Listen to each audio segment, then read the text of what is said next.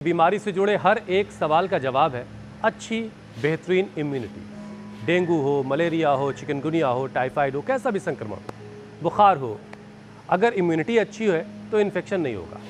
तो स्वामी जी योगाभ्यास तो आप करवा ही रहे हैं, लेकिन ज़रा ये भी बताइए लोगों को कि बारिश के मौसम में क्या कोई ख़ास ख्याल रखने की ज़रूरत होती है जिससे इम्यूनिटी मजबूत बनी रहे।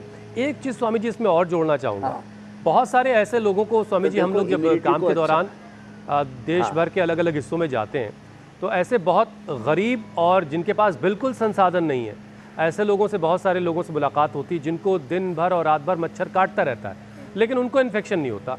तो क्या उनकी इम्यूनिटी बहुत मजबूत है या वो खुद को उन्होंने रेजिस्टेंस वाले लेवल पर लेके चले गए? देखो, ये आपने एकदम ठीक कहा। बहुत लोगों को ना मच्छरदानी है, ना उनके रहने के लिए अच्छे घर हैं, झोपड़ियों में रहते हैं और मच्छरदानी का तो कोई प्रश्न ही नहीं है। ना वहाँ बिजली होती है, बिजली होती भी है तो थोड़ी बहुत देर के लिए आती है फिर चली जाती है। चलो, ऐसे लोग उनमें से जिनकी इम्यूनिटी अच्छी उनको तो बुखार आदि नहीं होता, लेकिन जिनकी इम्यूनिटी कमज़ोर होती है उनको तो बुखार होता है। फिर उस सरकारी हॉस्पिटल्स में धक्के खाते रहते हैं, बहुतों की तो मौत तक हो जाती है और छोटे बच्चे उसकी ज़्यादा चपेट में आते हैं। तो इसमें आइडियल एग्जाम्पल स्वामी रामदेव आपके सामने बैठा है। भाई मुझे भी तो ये डेंगू वाले, चिकनगुनिया वाले, मलेरिया वाले, मैंने वैसे कई बार इस बात को सोचा है कि कितनी बड़ी कृपा मेहर है उस प्रभु की, और योग से ये इम्यूनिटी कितनी अच्छी बनी रहती है कि आज हमको एक बार भी मलेरिया नहीं, डेंगू नहीं, चिकनगुनिया नहीं, स्वाइन फ्लू नहीं, और बीच में कोरोना सारी दुनिया में रोना धोना शुरू हुआ, लेकिन हमको तो नहीं हुआ। तो हम रोज योग करते हैं। और दूसरी बात, इम्यूनिटी के लिए 5-7 उपाय बताता हूँ। रोज़ अनार खाना, सुबह सुबह अनार, फिर ये एलोवेरा, गिलोय, रोज़ नहीं, कभी कभी हम इसका जूस पी लेते हैं।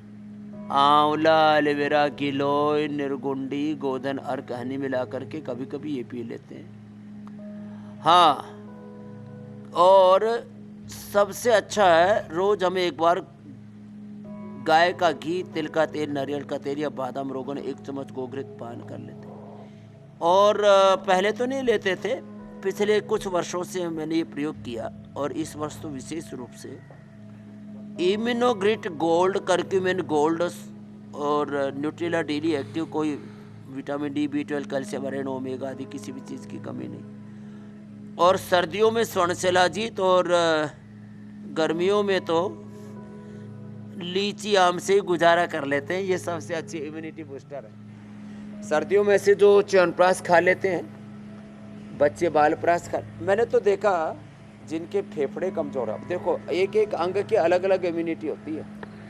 फेफड़ों की इम्यूनिटी के लिए स्वासारी ब्रोनकोम, पेट की इम्यूनिटी के लिए लिवोग्रिट, अनार का प्रयोग जैसे मैं बता ही रहा था। ऐसे हड्डियों की इम्यूनिटी के लिए दूध दही का प्रयोग और मिलेट्स का प्रयोग। हर एक अंग की अलग इम्यूनिटी है। तो पूरी टोटल बॉडी की इम्यूनिटी के लिए अश्वगंधा, शतावर या इम्यूनोग्रिट गोल्ड, ये अच्छी चीज़ें हैं। रिद्धि वृद्धि, जीवक, ऋष्वक, मेधा, महामेधा, काकुली, क्षार, कौकुली, शतावर, अश्वगंधा, सफ़ेद मूसली, वराहकंद, विदारीकंद, अश्वगंधा, शतावर आदि बड़ी ज़बरदस्त चीज़ें हैं, तो सबके घर में होनी चाहिए। और सबसे अच्छी गिलोय ले लेना। आंवला, एलोवेरा, गिलोय कॉमन है, इसको जो पी लेंगे ना। अब जिनको ड्राई फ्रूट्स मिलते हैं सुबह सुबह ले लिया करें एक बार।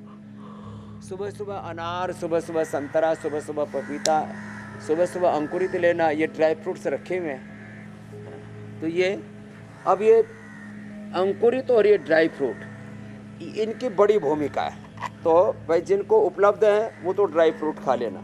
अब देखो भाई, अब तो हम ड्राई फ्रूट सबको भी खिला देते हैं, खुद भी कभी कभी खा लेते हैं, लेकिन आपको एक सच बात बताते हैं। अब तो चलो ये ड्राई फ्रूट हमको खाने और देखने को मिल गए, लेकिन करीब 25 साल तक तो हमें इनके दर्शन ही नहीं हुए थे। दूध दही खा करके शरीर बना, बाजरे की रोटी। लेकिन ये तो अंकुरित है ना, स्प्राउट्स, ये सस्ते हैं। मूंग, मोठ, चना, और इसको थोड़ी ज़्यादा देर चबाओ ना, हम थोड़ा इसमें डाल देते हैं मेथी अंकुरित हो करके बिल्कुल कड़वी नहीं लगती।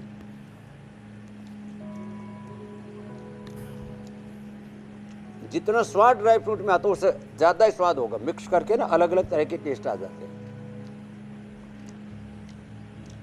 और अगर थोड़ी सी मेथी की हल्का सा कड़वाहट स्टीम है भी करके स्वामी जी, शुरू कर सकते हैं। कुछ तो ये खाते हैं ना, और उससे फ़ायदा मिल रहा है हाँ। तो फिर कहने ही क्या, फिर क्या दिक्कत है। बड़ी गुणकारी है वो। हाँ,